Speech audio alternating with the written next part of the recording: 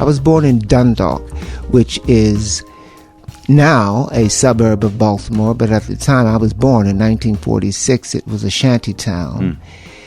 And Baltimore was ruled by Bethlehem Steel. Of course, since then, Baltimore has resuscitated itself from the bust of the steel industry. But when I grew up in Baltimore, it was on the slippery side of the slope. It was a supportive community of blue-collar workers. All of the men in the hood worked at Bethlehem Steel before and after serving in the armed forces. The white artists came into our homes because they were covering black hits. At the time that I was growing up, although we didn't use the term race music, we didn't use the term, but in the culture, there was still this invisible line of demarcation. Songs by black performers could be hits on the black radio or the black charts.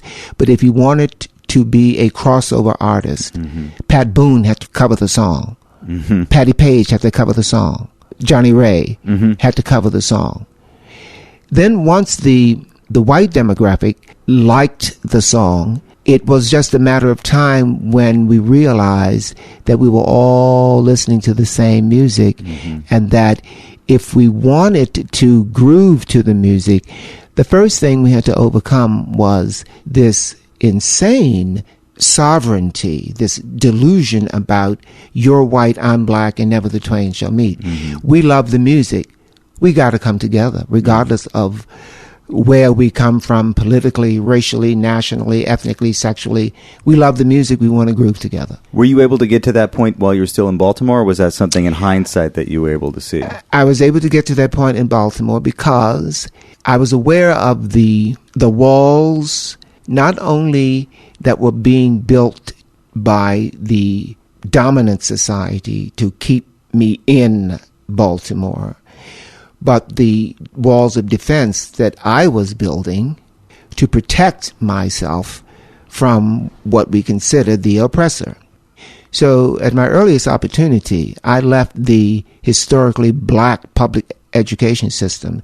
And by the time I was going to high school, I was in a college preparatory school which was predominantly white and majorly Jewish.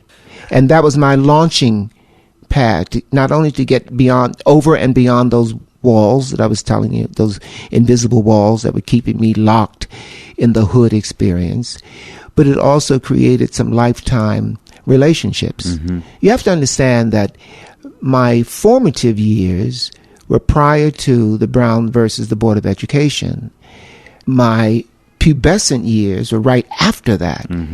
So when I finished high school in Baltimore, the park that's comparable to Central Park in Baltimore is called Druid Hill Park. When I left Baltimore, graduating from high school in 1964 to go to college, there was still a colored swimming pool in that park. There was a white swimming pool, there was a colored swimming pool. A couple of seasons ago, there was a Broadway hit musical called Hairspray, right? Fashioned after John Waters' film Hairspray. Waters is also from Baltimore. So when Hairspray did its national tour, and I had friends in the company, it went to Baltimore to play the Hippodrome Theater.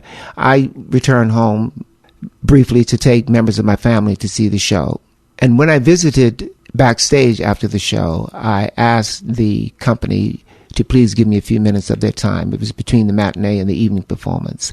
I said, I know you have to get your dinner, get back to the show, but I want to share something with you, because the entertainment that you are doing is history making in a sense, because the theater you're working in, the Hippodrome, I could not attend when I grew up in Baltimore. John Waters could, but I couldn't. And I even auditioned for the television dance show that you are parodying in this show. It's the Corny Collins show in Hairspray. It was the Buddy Dean show in Baltimore. And I used to watch it on black and white, a small screen black and white television. And because I could sing and I could dance, I wanted to be on the show and dance to the music that the white teenagers were dancing to, which was recorded by all the black performers.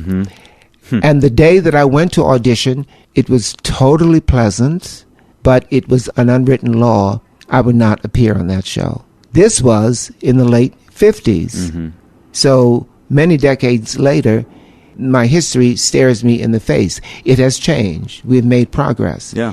This is the kind of information and these are the kinds of experiences that continue to feed me as a performing artist, that keeps me hopeful and optimistic about the changes that we can make through art.